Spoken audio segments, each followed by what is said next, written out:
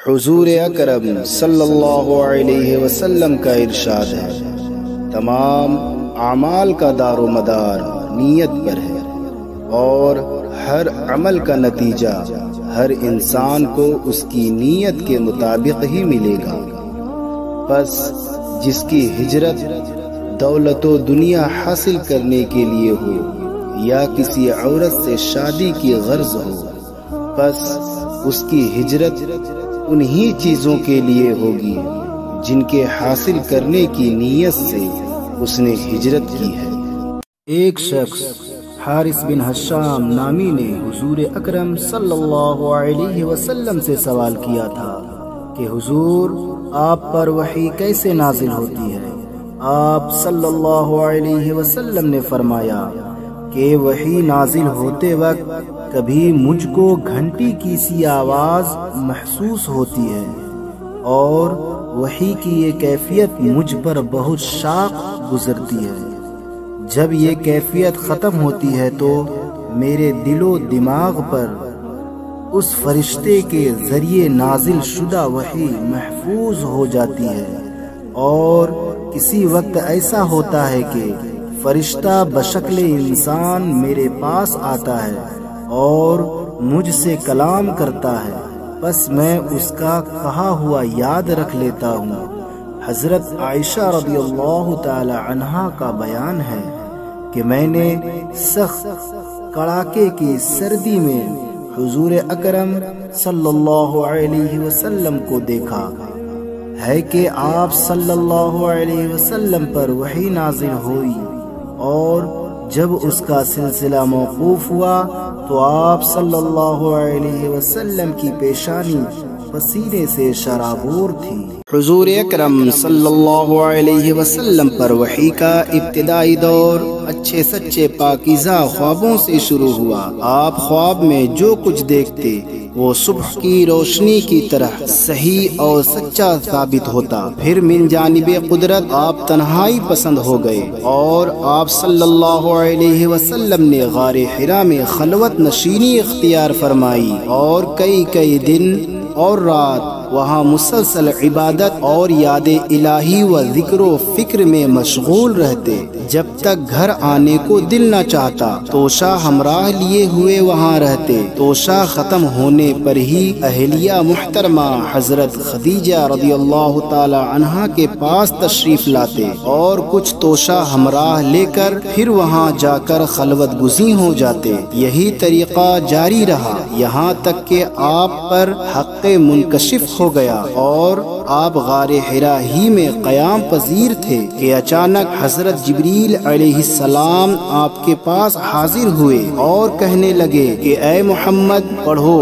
آپ فرماتے ہیں کہ میں نے کہا کہ میں پڑھنا نہیں جانتا۔ آپ صلی اللہ علیہ وسلم فرماتے ہیں کہ فرشتے نے مجھے پکڑ کر اتنی زور سے بھینچا کہ میری طاقت جواب دے گئی، پھر مجھے چھوڑ کر کہا کہ پڑھو۔ میں نے پھر وہی جواب دیا کہ میں پڑھا ہوا نہیں ہوں۔ اس فرشتے نے مجھ کو نہایت ہی زور سے بھینچا کہ مجھ کو سخت تکلیف محسوس ہوئی۔ پھر اس نے کہا کہ پڑھ۔ میں نے کہا کہ میں پڑھا ہوا نہیں ہوں۔ فرشتے نے تیسرے بار مجھ کو پکڑا اور تیسری مرتبہ پھر مجھ کو بھینچا، پھر مجھے چھوڑ دیا اور کہنے لگا کہ پڑھو اپنے رب کے نام کی مدد سے جس نے پیدا کیا اور انسان کو خون کی پھٹکی سے بنایا۔ پڑھو اور آپ کا رب بہت ہی مہربانیاں کرنے والا ہے۔ بس یہی آیتیں آپ حضرت جبریل علیہ السلام سے سن کر اس حال میں غار حرا سے واپس ہوئے کہ آپ کا دل اس انوکھے واقعہ سے کانپ رہا تھا۔ آپ حضرت خدیجہ کے ہاں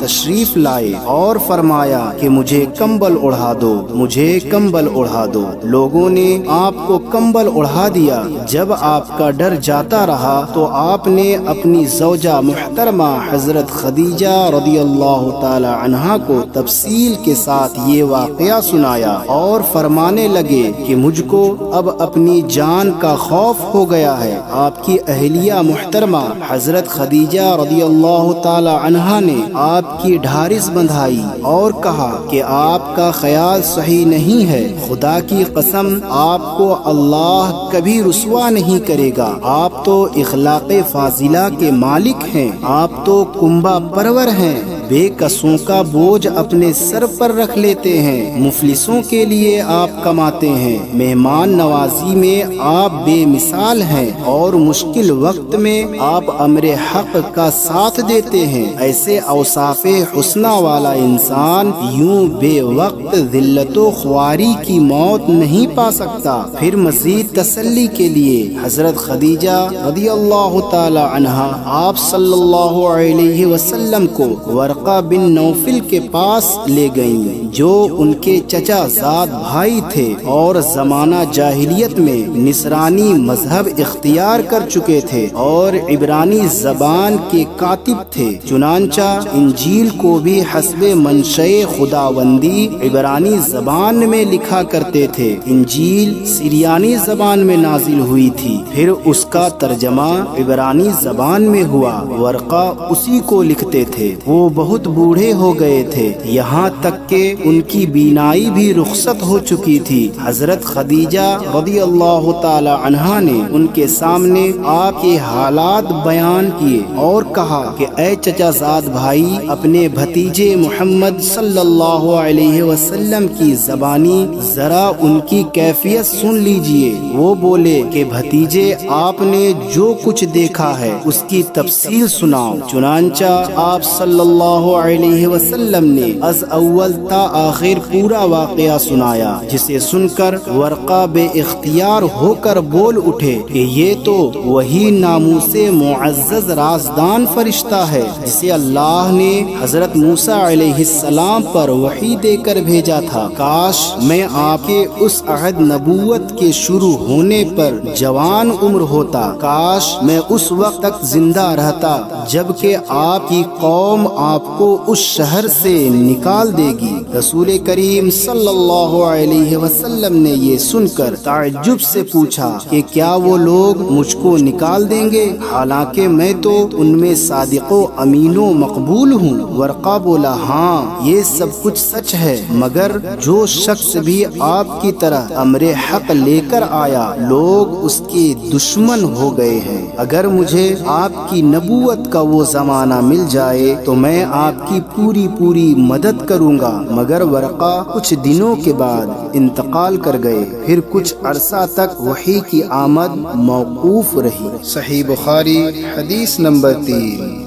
آپ صلی اللہ علیہ وسلم نے وحی کے رک جانے کے زمانے کے حالات بیان فرماتے ہوئے کہا کہ ایک روز میں چلا جا رہا تھا کہ اچانک میں نے آسمان کی طرف ایک آواز سنی اور میں نے اپنا سر آسمان کی طرف اٹھایا۔ کیا دیکھتا ہوں کہ وہی فرشتہ جو میرے پاس غار حرا میں آیا تھا وہ آسمان و زمین کے بیچ میں ایک کرسی پر بیٹھا ہوا ہے۔ میں اس سے ڈر گیا اور گھر آنے پر میں نے پھر کمبل اوڑھنے کی خواہش ظاہر کی۔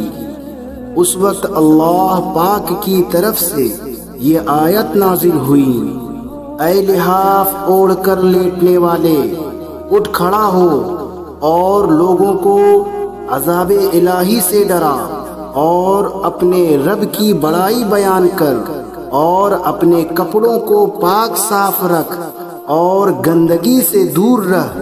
اس کے بعد وحی تیزی کے ساتھ پے در پہ آنے لگی۔ صحیح بخاری حدیث نمبر 4۔ رسول اللہ صلی اللہ علیہ وسلم نزول قرآن کے وقت بہت سختی محسوس فرمایا کرتے تھے اور اس کی علامتوں میں سے ایک یہ تھی کہ یاد کرنے کے لیے آپ اپنے ہونٹوں کو ہلاتے تھے۔ ابن عباس رضی اللہ تعالی عنہما نے کہا، میں اپنے ہونٹ ہلاتا ہوں جس طرح آپ ہلاتے تھے، سعید کہتے ہیں میں بھی اپنے ہونٹ ہلاتا ہوں جس طرح ابن عباس رضی اللہ تعالی عنہما کو میں نے ہلاتے دیکھا، پھر انہوں نے اپنے ہونٹ ہلائے۔ ابن عباس رضی اللہ تعالی عنہما نے کہا پھر یہ آیت اتری کہ اے محمد قرآن کو جلد جلد یاد کرنے کے لیے اپنی زبان نہ ہلاؤ، اس کا جمع کر دینا اور پڑھا دینا ہمارا ذمہ ہے۔ حضرت ابن عباس رضی اللہ تعالی عنہما کہتے ہیں یعنی قرآن آپ صلی اللہ علیہ وسلم کے دل میں جمع دینا اور پڑھا دینا ہمارے ذمے ہے، پھر جب ہم پڑھ چکیں تو اس پڑھے ہوئے کی اتباع کرو۔ ابن عباس رضی اللہ تعالی عنہما فرماتے ہیں اس کا مطلب یہ ہے کہ آپ اس کو خاموشی کے ساتھ سنتے رہو، اس کے بعد مطلب سمجھا دینا ہمارے ذمے ہے، پھر یقیناً یہ ہماری ذمہ داری ہے کہ آپ اس کو پڑھو یعنی اس کو محفوظ کر سکو۔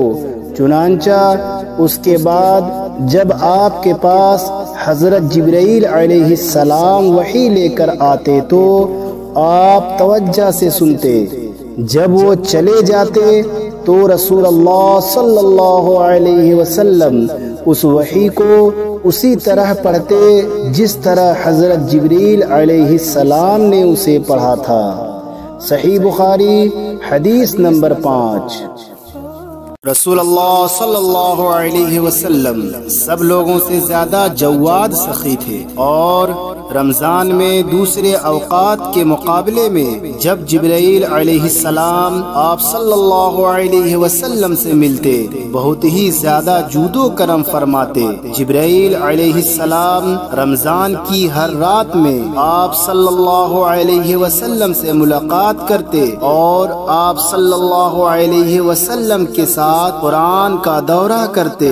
غرض حضرت صلی اللہ علیہ وسلم لوگوں کو بھلائی پہنچانے میں بارش لانے والی ہوا سے بھی زیادہ جود و کرم فرمایا کرتے تھے۔ صحیح بخاری حدیث نمبر 6۔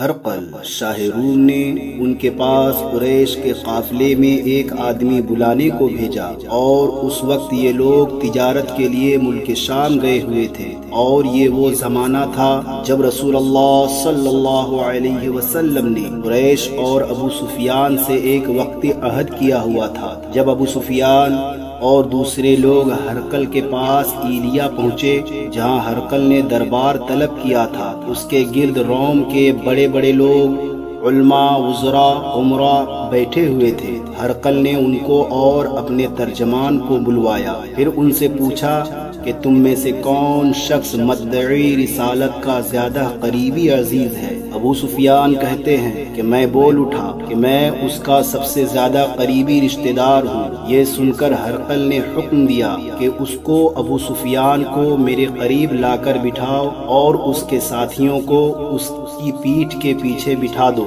پھر اپنے ترجمان سے کہا کہ ان لوگوں سے کہہ دو کہ میں ابو سفیان سے اس شخص کے یعنی محمد صلی اللہ علیہ وسلم کے حالات پوچھتا ہوں، اگر یہ مجھ سے کسی بات میں جھوٹ بول دے تو تم اس کا جھوٹ ظاہر کر دینا۔ ابو سفیان کا قول ہے کہ خدا کی قسم اگر مجھے یہ غیرت نہ آتی کہ یہ لوگ مجھ کو جھٹلائیں گے تو میں آپ صلی اللہ علیہ وسلم کی نسبت ضرور غلط گوئی سے کام لیتا۔ خیر، پہلی بات جو ہرقل نے مجھ سے پوچھی وہ یہ کہ اس شخص کا خاندان تم لوگوں میں کیسا ہے؟ میں نے کہا وہ تو بڑے اونچے عالی نسب والے ہیں۔ کہنے لگا اس سے پہلے بھی کسی نے تم لوگوں میں ایسی بات کہی تھی؟ میں نے کہا نہیں۔ کہنے لگا اچھا اس کے بڑوں میں کوئی بادشاہ ہوا ہے؟ میں نے کہا نہیں۔ پھر اس نے کہا بڑے لوگوں نے اس کی پیروی اختیار کی ہے یا کمزوروں نے؟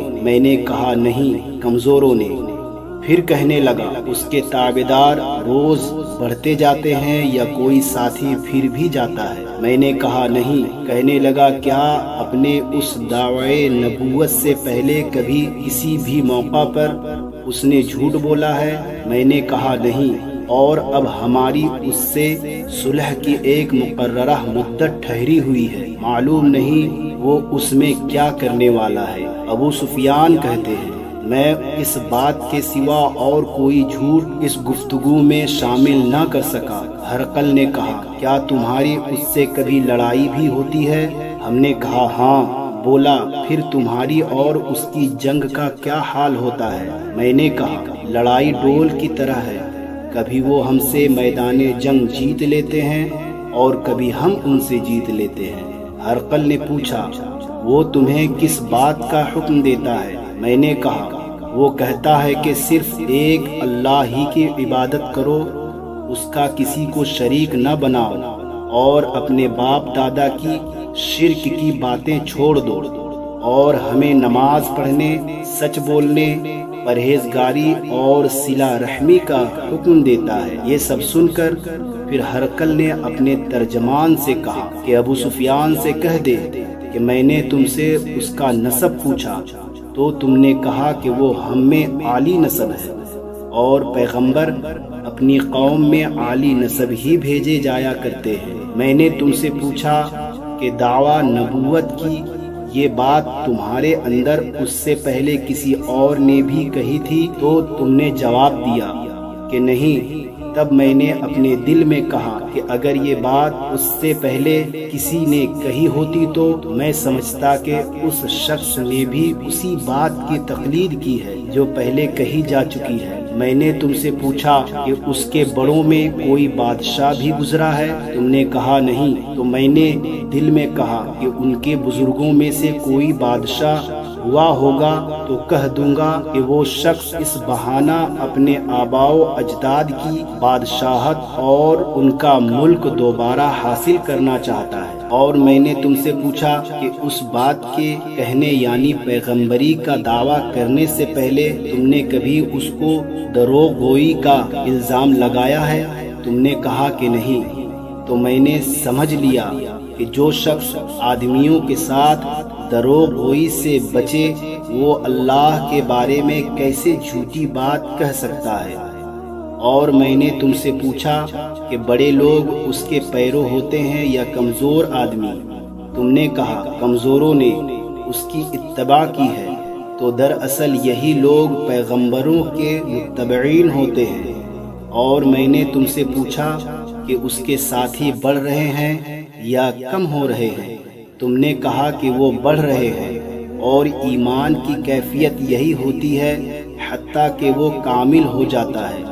اور میں نے تم سے پوچھا کہ آیا کوئی شخص اس کے دین سے ناخوش ہو کر مرتد بھی ہو جاتا ہے؟ تم نے کہا نہیں۔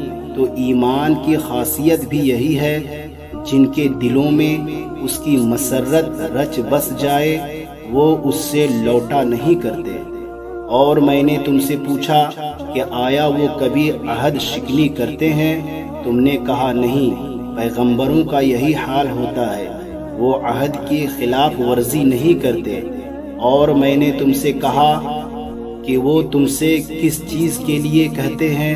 تم نے کہا کہ وہ ہمیں حکم دیتے ہیں کہ اللہ کی عبادت کرو، اس کے ساتھ کسی کو شریک نہ ٹھہراؤ، اور تمہیں بتوں کی پرستش سے روکتے ہیں، سچ بولنے اور پرہیزگاری کا حکم دیتے ہیں۔